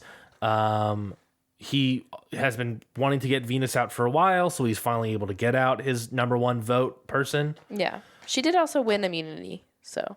Maria won immunity, and I would argue that she was more of a driver, and as I stated, which I stated after I already decided Maria is my MVP, she got Liz in, making Charlie's power position basically null and void. Yeah. Which I was very good, very smart. Which, like, up to that point, I was like, there's potential for Charlie to be an MVP for this episode. But the fact that, like, he basically, took the wind out of his sails for sure. Yeah, and now that like, he's just one of 5 different votes. Like, I think he got away with not burning any bridges. Yeah, Charlie could be an MVP by hiding in this vote, but I don't think it was him that allowed the hiding in the vote. It was Maria.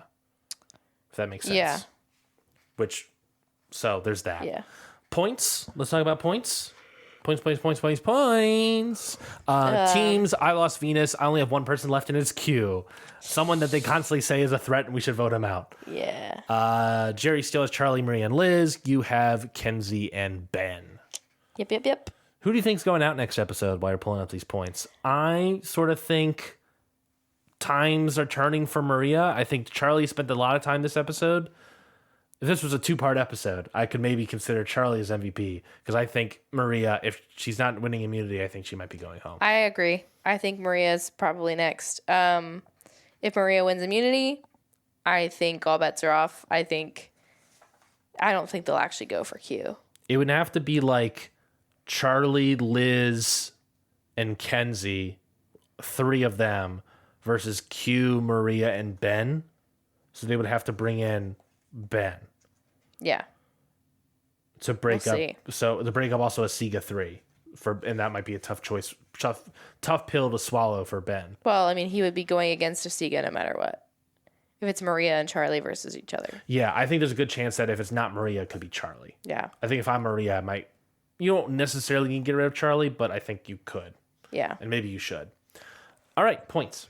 Did that stall long enough? I was ready before you said that. Okay. I was born ready. All right, let's hear those points. All right. So like you said, I have Ben, who was chosen for award, cried on camera and survived the week for 13 points. I have Kenzie, who cried on camera and survived the week for 8 points.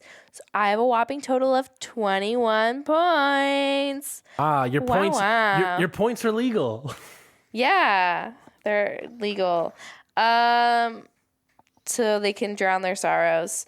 Your team is Q, who was chosen for award, survived the week with 8 points. And then Venus, who found an idol, said a curse word, voted out with an idol, tore stuff due to blindside, 35 points. You have a total of 43. That is so many points. I lost a person. And now you just have Q. Yeah, I need Q to be that GOAT and get to at least 3rd place. I would love that. Maybe pick up one vote. I don't know who from, but I need something. My only hope now is Q to make the final 3. I think Ben's making the final 3. I think everyone should bring Ben. It benefits everyone to bring Ben. What about final 3? Ben, Q, Maria. Nah. No. Maria gets Charlie out through fire. I don't know. I feel like Charlie's definitely gunning for... If it's Charlie in the final 3, I might think Charlie, Ben, and Liz, because I think anything that Liz could take credit for, Charlie could technically also take credit for, because a lot of those were joint Maria decisions. I'm going to put a pin in this conversation and circle back. Let's finish with the points. Sorry, where are we going? Jerry. Jerry's team. She had Liz, 8 points, said a curse word, survived the week. Charlie, sweet little Charlie boy. My sweet little, what was it? What was the title? My sweet little messy friend. Yep. 8 points, said a curse word, and survived the week. Taylor Swift. Sweet little Charlie boy said a curse word. Maria, she started with 28 points, 1 individual immunity, 1 individual reward, survived the week. But we gave her 10 extra bonus points, so she has 38 points, which means Jerry has, oh my God, I believe, if I did my math right, 54 points. Which is the same total she got for episode 10. Yeah, Jerry's killing it. She's catching up. So, episode 11, you have 21 points. I have 43. Jerry has 54. She has 3 people on her team. I have 1, and you have 2. It's not looking good for us. Jerry's catching up a lot. Point totals this season in third place is Jerry with 458 points. Jerry's in third place? She's been killing it these last few weeks, though. She's still in third place, but she had a big gap to make up. She was down bad, but yeah. She's caught up her gap significantly, because at second place from her 458 is my 476. That's what, 18-point difference or something like that? It is a 18 points, yeah. 18-point difference. She's caught up. She's the usher of the season. She's the Ursher. And you in first place, 493. So there's a 17-point gap between us. And a 18 points between you and 30-something between you and Jerry. 35. Yeah. Yeah. 35 is not out of the realm. I mean, we were 33 points. Jerry got 33 more points than I did this episode alone. Yeah. Last episode, she got 54 and you got 36. Yeah. So that's 18 points more than me. So yeah, Sure. in this episode alone, she almost made up that gap. So yeah, so across the 2 episodes here, you had 57 points. I had 59 points. I beat you by 2. And Jerry, 108. yeah. Good job, Jer. And to be fair, Jerry, we gave you 20 extra points. But deserved. Still, that's 80. That's well 80 deserved. versus our 50 I mean, plus. Jerry's team has not often gotten the MVP. No. So, But you know, she's got Charlie, Maria, and Liz. We both think it could be between Charlie and Maria. Circling back to our conversation about final 5 people. I think next episode is gonna be Charlie, Maria. I think that's kind of be the pitch. Q, I guess, could always be in there. I could see Charlie, Maria, one of them in the finals. I don't think both of them will be in the finals. No. I think if they make it to final 5 and final 4, one of them is going to try to knock out the other and fire. Liz, the only way she can make it into final 3 is by someone bringing her into the final 3. It has been well established that Liz cannot make fire unless she is hiding her ability to make fire. But there's been several moments where she's tried to make fire, cried at her inability to do so. She's had Tiff make a fire for her. So it's kind of established that Liz can't make fire. So she has to be brought in. yeah. Q can get voted out at any point. Really. Honestly, and after making a point earlier that I'm going to circle back to right now, we've been saying that no one on the jury is going to vote for Q. And I'm going to double down on my earlier thing of they see him as a threat because I think he's distracting from their game. I legitimately think that is the concern with the final 3 is that they may not be able to get a word in edgewise, or Q might cause chaos or derail the conversation to a point where he may not make a good argument for himself, but he may make it so that nobody else can make a good argument for themselves. Now, I think that's a valid concern of being sat in the final three with Q. Like, I don't think he can talk his way back into everybody's favor, but he can sure make it impossible for anyone else to do that. And you want to know why I would possibly bring Q into the final three? Why? Because he might sit there and say, I didn't play a good game, don't vote for me. I don't think that's happening. I don't know. That's not. I don't know. I think that's. I don't think it's happening either. I think that's a tactic you use to get to that position. I don't think once you're in that either. position, I don't think he's that like thick. Yeah. I think he's. I think at that point he knows what the situation is there. I would like to think. I think it's plausible. I'm like maybe 25% that could happen. Because that doesn't cause the right kind of chaos. My thing is, like, I can see how there's a fear of... People just ignore him if he did that. You know? Yeah. I can see how there's a fear of, the jury might hate him and the jury might not vote for him. But he would dominate the conversation. But he will dominate the conversation, and he might cause chaos to the point where, like, people get flustered or get, like, overshadowed to the point where they don't feel like they're able to make a good case for themselves. I can totally see that being a valid concern. Ben, I don't give a crap about. I think he's not. I think I would bring him into the final three just as someone that's there, because who gives a crap about I think he's Ben? the actual GOAT. Possibly. Yeah. I think everyone knows that the jury's probably not going to vote for Q, but like that you still have to endure the conversation with him. I think Ben has a chance to win if he's up there with Q and like somebody else. If it's like... If Q and Kenzie make it to the final three and they spend the whole time arguing... well, no, I think it's like... I think if Ben's in there with Q, I think people are more apt to vote for Ben. And if he's if there with Liz, I don't know. I think Ben has maybe a better shot. Liz will talk the Tevin thing. But like... I don't know. If the final three is Ben, Q, and Liz... I think there's a non-zero chance of Ben walking out with the dub. I think that's his best option. Yes, I agree. I still don't know that he could. I think Liz has at least put her foot in the door. I think Ben is still waiting for someone to open the door for him. That's true. And I think you're right. Going back to it, Kenzie, she really doesn't have anything. After Maria taking her resume building option of voting out Tiff, Kenzie really doesn't have anything. And I think right now she's thinking like, I don't got anything, which is why she was like, I also need cold feet and maybe I need to vote out Venus and be on the right side of the vote. And maybe her argument can be, I was on the right side of the vote a bunch. We shall see. But she was blindsided by Tiff, and that was her plan. Yeah. So, and if Maria gets voted out, she'd be like, yeah, that, I stole your plan. Like, do you think her only option is to spearhead the Maria vote? Which is going to be Charlie. We know Charlie's going to spearhead it. He's planting the seeds. If she wants to take credit for the Maria vote, she then has to turn around and get Charlie out. Yes, I think the two of them can maybe tag team to get the Maria vote, but if they want sole credit, Kenzie would have to bring in how many people do we got here left? Kenzie, Ben, 6. Q, Charlie, Maria, Liz. So you need 4 votes. Mm-hmm. So Kenzie would have to bring in Ben, Q, and Liz to get sole credit on the Maria vote. She can get... I think she could maybe get Ben. That's going to be tough. She can get Liz. I don't know if she would want to work with Q. She wouldn't need to bring in Q. She needs to get 4 votes. Well, she could bring in Charlie, but I'm saying if she wants sole credit, she can't have Charlie involved in this. Because Charlie can make the credit as well. But if she brings in, like, because she could argue, if she brings in Ben and Liz, she could argue, yeah, Charlie, it might have been your idea, but it wouldn't have happened without me. Yeah.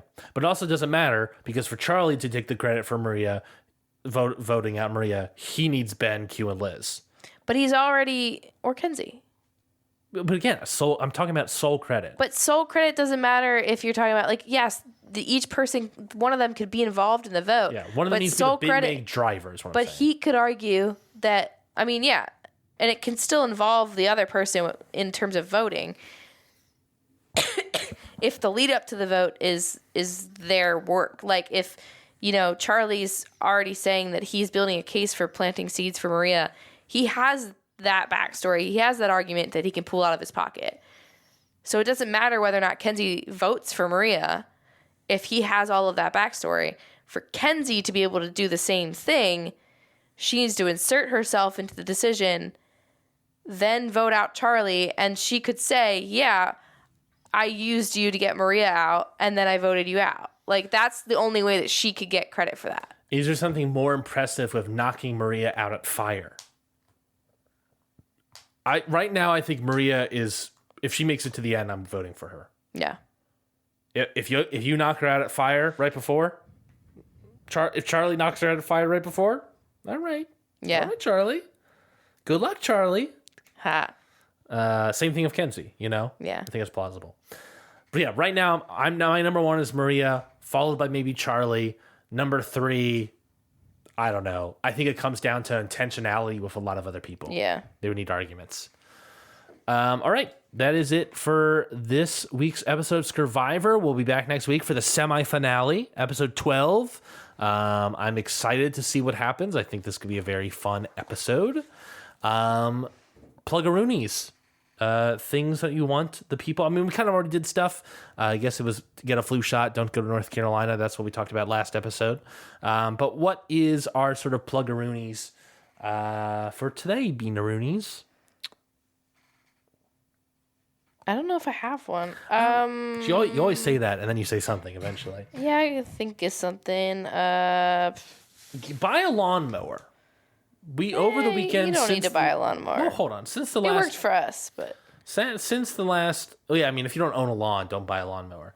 But if you own a lawn, get a lawnmower. no. Here's the plug. Here's the real plug here. Okay, you're interrupting my plug. Electric lawnmowers are not as bad as people say. All right, that's okay. I'll double sign that. I'll co-sign that plug. Go ahead. Why electric lawnmowers?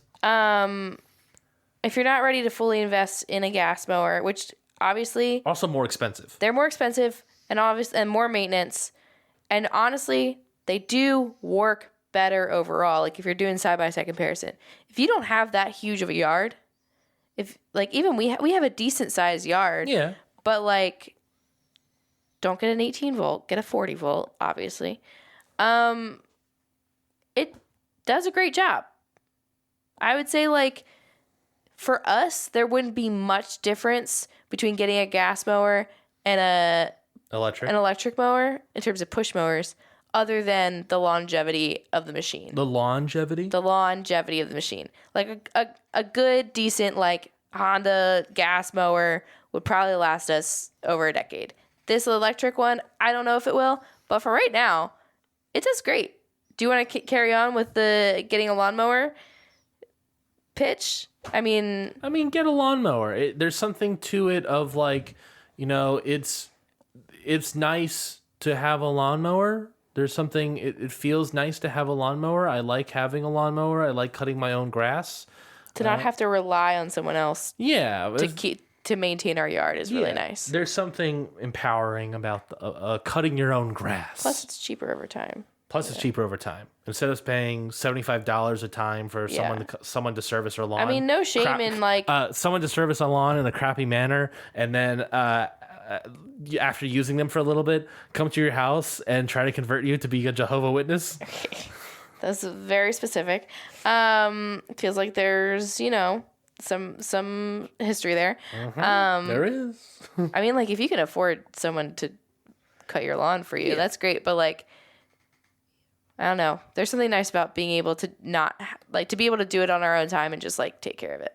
But yeah, ultimately, electric mower, not as bad. I mean, they've made improvements in the last couple years, but yeah. I agree. I say if you don't have a massive lawn, it might be worth it for you. I agree. Don't let people talk you out of it. That's it for this episode of Scurvivor series. We'll be back next week for an all-new episode talking about episode 12. I've been Ryan. That has been Jess. Woohoo! We'll see everybody next time. Goodbye. Bye. Ew, that was weird. We did that in sync. I don't like that. We're always in sync. No, we're the Backstreet Boys. We've synced our cycles. Ew.